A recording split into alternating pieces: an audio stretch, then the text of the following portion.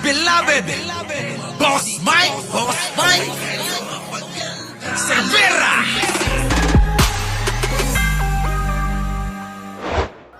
Tayo, tuloy. Nako, eto na. Nako po, Sara Duterte, binisto ni Auntie Claire. Pahiyang malala. Di ba, no? I love MR. O, ganun din ako dati. Oo, mahal na mahal ko kaya si Martin Romualdez dati. Oo, kaya lang nung nalaman ko kasi yung katotohanan nadismaya ako Oo, Jay Sales, alam mo ba na feeling ko daig pa ako, yung pagmamahal ko sa kanya, at yung pagkaka-turn off ko sa kanya, daig ko pang na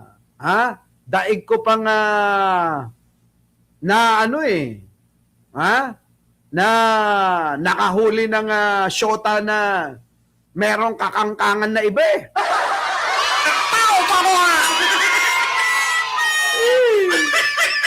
Oo, 'di ba? Ganon ganon yung kadismay ako sa kanya.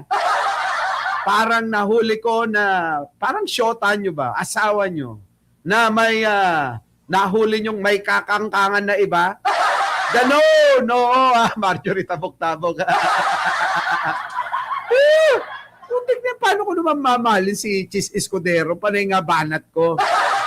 Alam mo na ba yung kwento kay Chis Escudero, Marjorie Tabok-Tabok? Kayo, di ba? Edel Toto Balduesa. Yung mga bago, hindi nila alam. Eto na, mga kababayan, Eto na. Makinig, Jane Tayag, makinig ka, Sige, tuloy tayo, tuloy. Ko na yan, diba? Na ang ginawa lang kasi ng Pangulo. Ang bagal magsalita ni Sara, no? Pagka yan si Sara ang vlogger, hindi nyo panonoorin. Daig pa si Kuya Cesar kung magsalita, no? Di ba, no? James Russell, totoo ka. Di ba, no? Diyan na punsaran. Kung sakali si Sara Duterte, ang vlogger nyo, at parang mala Cesar, Kuya Cesar, kung magsalita, abay, papanoorin nyo ba to? Ngayon, eto na, binisto na ni Auntie Claire. Pahiyang malala. Sige na. Attorney Claire, Auntie Claire. Eto na. Sige, tuloy tayo, tuloy. Tuloy. Ko na yan, diba? Na ang ginawa lang kasi ng Pangulo noong tinamaan siya nung sarili niya. Daig pa talaga si Kuya Cesar. Sa totoo lang, daig pa si Kuya Cesar. Kung magsalita si Sara pa isa-isa. Alam nyo yun, mga kababayan, yung parang yung utak niya, kung tayo, mga kababayan, pang F1. Kung tayo, pang F1, mga kababayan, ang bilis ng pag-iisip natin, kay Sara, daig pa pugak-pugak na Kia. Oo, mga kababayan ko, ang makina ni Sara ay daig pa ang pupugak-pugak na Kia. Alam nyo yung Kia, mga kababayan, obsolete na. Wala na ngang gumagamit, ako na lang yata. Di ba na? Oo, yung gano'n, pupugak-pugak.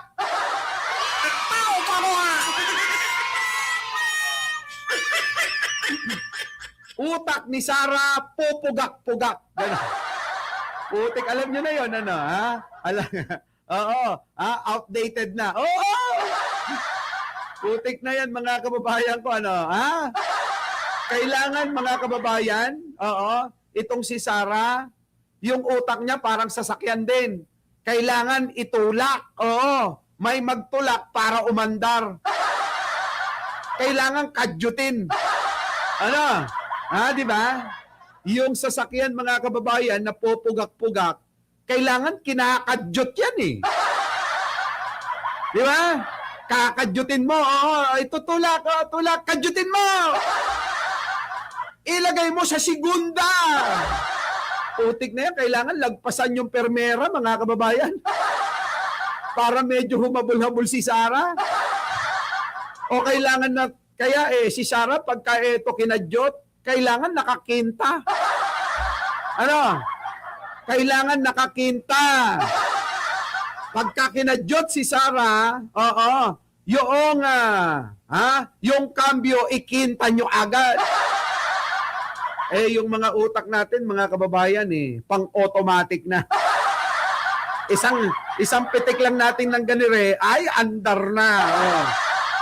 Di ba? Si Sarah, manual pa. Manual na yung utak po, pugak-pugak pa.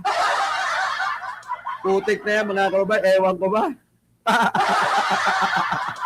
Sige na. Mawala tuloy ako Sige na nga, Auntie Claire. Banatan mo na nga, Auntie Claire. Hey! At na, slap check. Pwede naman. Hoy! Banat bay! Libayan! Yung mga vlogger nila. Tio Moreno, kaysa nagpupugsit ka, kaysa na iigit ka. Yan tulungan nyo si Sarah. Walang niya kayo. Piga ulit. Pasok! Sige, tuloy tayo. Tuloy. Ko na yan, diba? Na ang ginawa lang kasi ng Pangulo noong tinamaan siya nung sarili niyang Ang hina. Lobat to, mga kakli. Mukhang lobat. Ulitin nga natin. Lobat si VP Sara.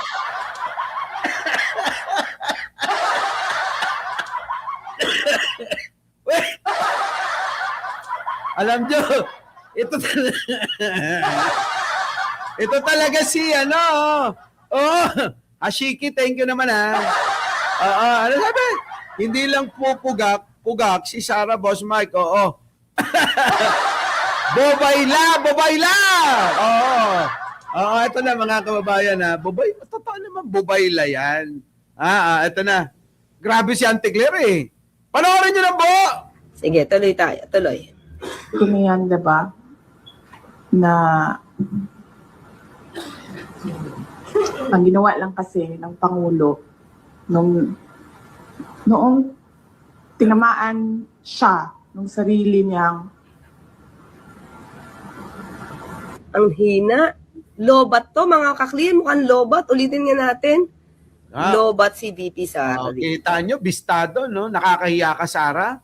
Sabihan ka ng isang, Yuse Claire Castro, na lobat ka. Ulang na lang sabihin, talagang mahina ulo mo, mangmang ka. Ang tanong nga ng karamihan ngayon, paano ka naging abogado? Binayaran mo ba, Sarah? Paano ka nakapasa sa board exam? Kinamada ba ni Digong yan?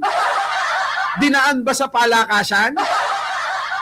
Alam nyo mga kababayan ko, sa totoo lang, maraming nagtatanong ng mga kababayan natin kung bakit naging abogado yung klase na ganito. Alam nyo, marami tayong kakilala noon, siguro naranasan nyo rin, yung special project na lang. Yung mga taga-ropor, kadalasan, yun yung mga nag-i-special project. Nung elementary tayo, kailangan may special project ka. Daspan, o kaya walis tingting, o kaya walis tambo. Kapag kamayaman ka, pwede ng electric pan. Pag may electric pan, sigurado baka maabutan mo pa yung first honor. Ganon mga kababayan ko? Wag kayong magkunyorya. Sino sa inyo mga nag-special project? Di ba? Totoo ho yan. Nung araw may ganon. Kasi ayaw nilang nagbabagsak ng mga estudyante.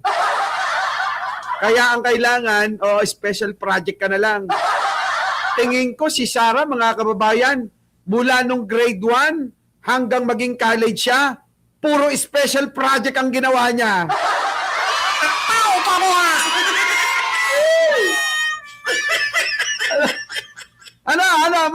Marijo?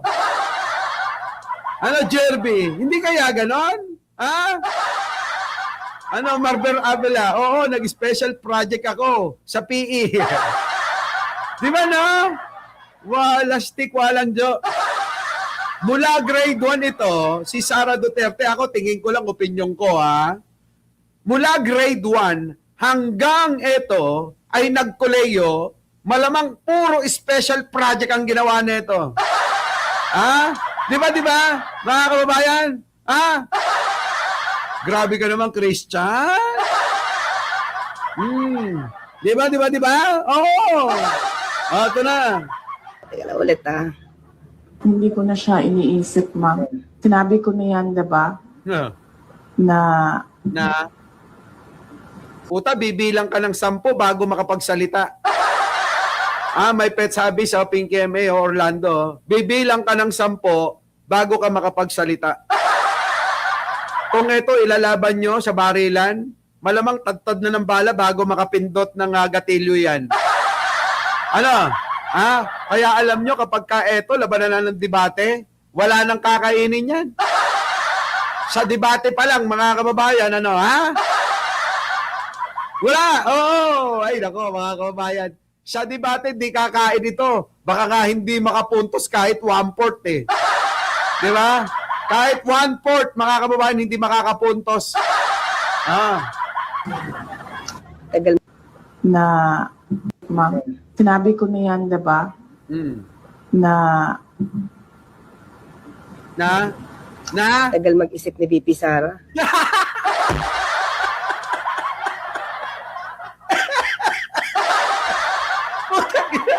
Ay, nako, Auntie Claire! Grabe ka naman, oo. Simple naman yung panlalait mo. Simple-simple yung paglalait. Ang tagal mag-isip ni BP Sara. Ito yung panlalait na may respeto. Di ba, no?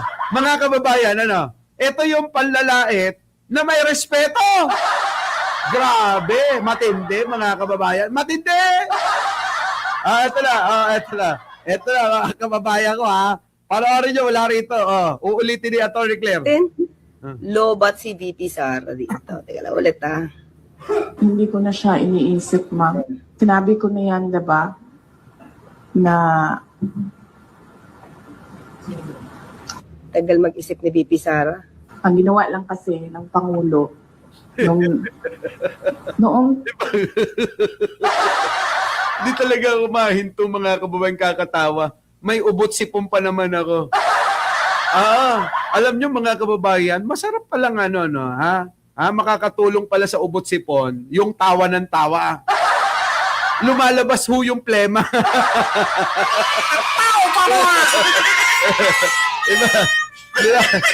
Di ba, Kian, ano, ha? Di ba, Kian, ano? Ito naman, ganito mag-comment yung mga, ano, mga bobo. Sabi dito ni Abri sa Davao. Yung talino talaga, manang-mana kay Sara. Sige, magsaya kayo, malapit ng arestuhin ang Pangulo nyo. Magsaya kayo, malapit na oras nyo. Kita nyo, bobo. Ganyan sila, mga kababayan. Walang laman ng utak kung hindi puro banta. Pakialam namin dyan kay Sara kahit maging Pangulo yan. Oo. At saka wag nyo nang aasahan maging Pangulo. Ha?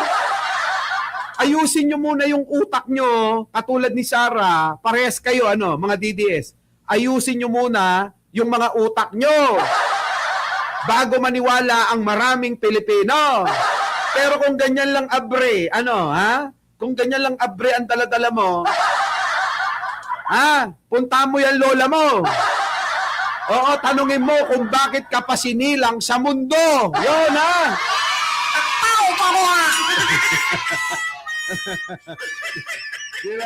Diba, mga kababayan ko? Putik na yan, Oo, yung ganyang mga utak, naku, dapat sumasama kayo kay Sara, tama nga. Kapag ka naglaslas ng leeg uli si Sara, sumabay na kayo. Laslasin nyo na rin yung mga leeg nyo. Walang kwenta walang tulong yung mga laman ng ulo nyo. Taing-tae yung laman ng mga ulo nyo ito na, mga kababayan, Ano? Tinamaan siya. Ay, ang cute ni Atty. Claire, eh, no? Ang cute ni Atty. Claire, mga kababayan. Ano? Sabi niya, tinan yung tawa, oh. Yung tawa ni Atty. Claire, nag-iinis eh. Ayan, yung tawa, nang-iinis. Putik na yan, Oy, Sarah, ano na? Manang-mana yung mga taga-suporta mo dito na iilan, Bigla na lang nawala, hindi kinaya yung mga sinasabi ko, Diba? Alam nyo kung ako DDS, mga kababayan, halimbawa lang. Kung ako, ang sasabihin ko ganito, pagdating ng pamumuno ni Sara Duterte, ipapakita namin sa inyo ang pagkakaiba ng pamamahala ng gobyerno na iiwan ng inyong hinahangaang Pangulo. O, di ba? At doon ay ang serbisyo ang aming uunahin, pananagutin ang may mga kasala. At sila ay hindi dapat makawala. O, kayo ano? Puro mga galit, ngit-ngit. Maghihiganti kami. Lagot kayo kapag naupo na kami. Anong klaseng pag-iisip yan? Sipin nyo maigi kung tama pa. Wala nang tama sa inyo kasi lahat kayo may tama sa ulo. Di ba? Sige na, Auntie Claire. Si Auntie Claire kasi. Bakit mo ba napapansin tinatawanan mo si Sarah? Ano? Si Sarah, tinatawan-tawanan lang ni Yusek Claire Castro. Ano? Tinamaan siya ng sarili niyang Ano daw? Ano? Ano? Ano? Claire, hindi ko kasi alam. Siguro nag-iisip pa siya na sagot. Patawarin nyo na. Hindi naman, masyado naman kayong hayaan mo. Nag-iisip kasi ang vice-presidente kung ano yung sasagot niya. Nga. Di ba? Kasi mukhang hindi naman siya ready doon sa mga katanungan ganyan at hindi niya siguro alam yung nangyayari talaga. Kaya mahihirapan siya mag-isip. Loading. Ano siya, totoo lang. Totoo naman, pagpasensyaan nyo na si Sarah. Pagpasensyaan nyo na ho si Sarah, mga kababayan. Talagang mahina ulo Ano magagawa natin dyan? Alangan naman na ipilit natin yung mga pang-unawa na dapat unawain niya baka sumabog na yung mukha niya. Yung ulo, mga kababayan, walang laman Mukhang yung mukha niya lang ang may laman Mukhang yung utak niya kinain na ng taba Kaya yung taba, mga kababayan, ayan, lumapad yung mukha Kaya wag niyo sasabihin na sasabog ang utak niya kasi wala naman. Puro taba na lang ang laman. Kaya pag sumabog yan, puro sebo ang sasambulat sa mga pagmumukha nyo.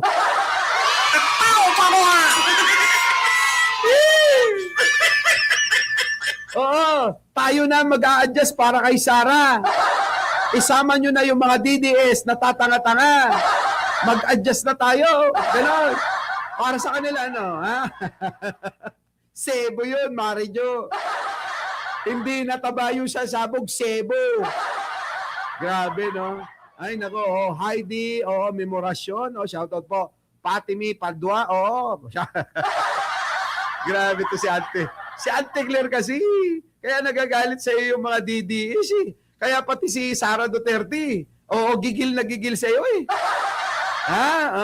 nalalapit na maging malnourished. Bakit? Joji. Maring Joji, bakit magiging malnourished? Magagaya na ba kay Martin? Naku, lagot ka kay Jai. Ito na. Di ba? Di ba call 45? Di ba? Sabaw. Hindi alam ni Tambalukring ang totoong balita na siya ang may tama. Yun na, mga ka-clear. Di ba? Ayan, di ba? Error 4040. Di ba? Hindi daw alam ni Tambalukring kung may tambaluslos, merong tambalokring. Hindi niya alam yung sinasabi niya. Tingnan niyo yung mukha, mga kababayan ko di ba? Pag nakita niyo yung mukha, galit na galit pag tinawag na kamukha ni Chucky. totoo naman ho, mga kababayan. Di po ba? Eto pa, tingnan nyo ha. Sample. Sabihin ko sa inyo, ang number one doon na positive, Tingnan nyo yung pagmumuka. Tapos tingnan nyo yung mga sinasabi, yung pananalita, yung kinikilos. Oo, mga kababayan ko. Tapos ibaling nyo sa mukha ni Pangulo. Habang nagsasalita sa international si Pangulo, mga kababayan, hindi napapatid yung sinasabi. Pag nagsalita yung mga kababayan, si Pangulong Bongbong Marcos, nakanganga tayo eh. Malamang si Sara, gusto mang gayahin, gusto mang kopyahin, wala eh. Hindi kakayanin ng utak eh. Ang utak ni Sara, mga kababayan, alam nyo, daig pa utak ng ng gagamba. Oo, yung gagamba ang utak nun eh. Laging away lang ang gusto eh. Laging labanan lang ng sapot eh. Di ba? Utak gagamba si Sara. Eto na. wala. Ganito kasimple. Kita nyo? Pangarap ko, Kita nyo mga kababayan, ano? Ang sagwa mag-deliver ng mensahe. Talagang pang DDS lang eh. Si Sara Duterte kapag nagmensahe, pang utak DDS lang. Alam nyo kung ano ibig sabihin ng utak DDS? Pang utak munamon. Sabi sa amin, utak munamon. Yung utak kasi ng mga DDS, hanggang dito lang sa sinasabi ni Sara, kaya nilang abutin. Hindi na nila maaabot, mga kababayan, yung mga pinapaliwanag natin. Hindi nila kayang abutin yan. Hindi nila kayang unawain yung pinapaliwanag natin. Kasi nga, mga kababayan ko, ang kaya lang nilang unawain, yung kalidad lang ng pag-iisip ni Sara Duterte.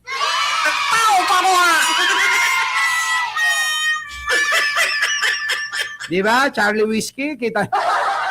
Charlie Whiskey, dating DDS, ngayon, kita nyo, kakampi na natin. Di ba? Sige, pansinin nyo! Pansinin nyo!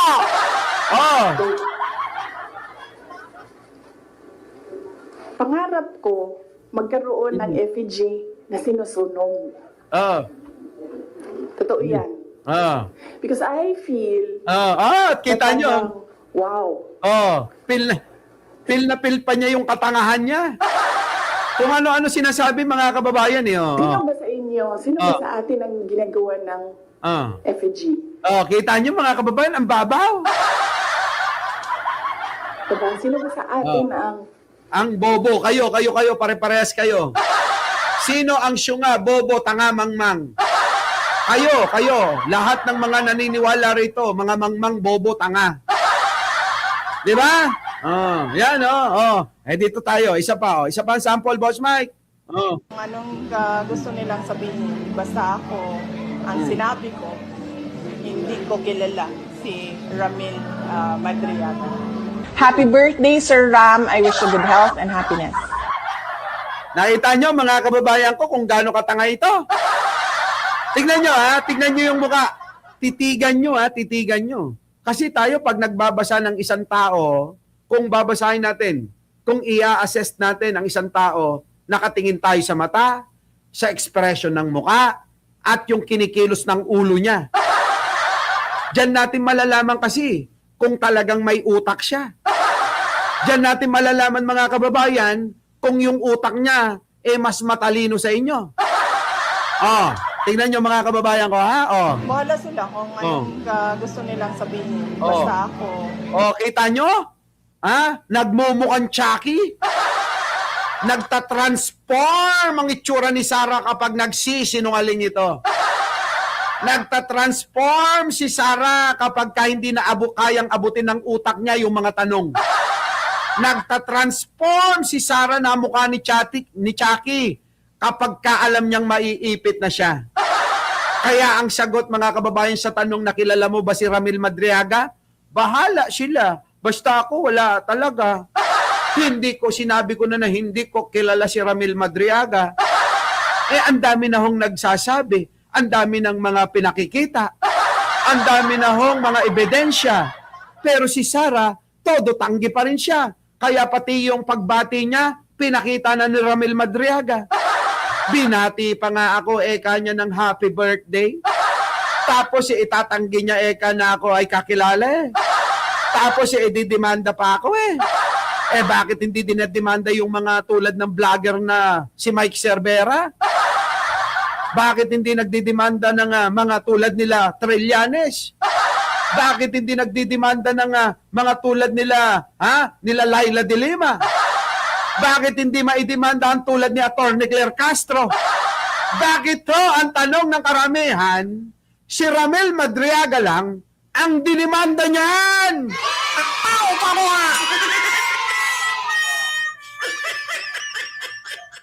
Diba? Naisip nyo na? O ano, yung mga ulagang mga DDS dyan? Naiisip nyo na? Naiintindihan nyo ba? Yung sinasabi ko, ayan binabawang ko na. Sabi tuloy ni Ramil Madriaga, takot nga sa akin, sir. Pero, ayan si Ramil, Kuyang Ram. Diba? Sige tuloy, ayan na. Hindi kilala, binati mo nga ng happy birthday to you. Sinabi ko, hindi ko kilala si Ramil Madriaga. Kita nyo? Happy birthday, Sir Ram. I wish you good health and happiness. Kita nyo? Yan ba mga kababayan ang hindi kakilala? Si Boss Mike, demanda ka ni Buday. Yun na nga, Jane Wanson tayo hindi dinidemanda ni Sarah. Bakit ganun? Bakit si Ramil Madriaga lang? Bakit hindi si Auntie Claire? Hindi si Trillanes, yung mga ganyan, yung mga bumaba na talaga. Ang tanong, bakit?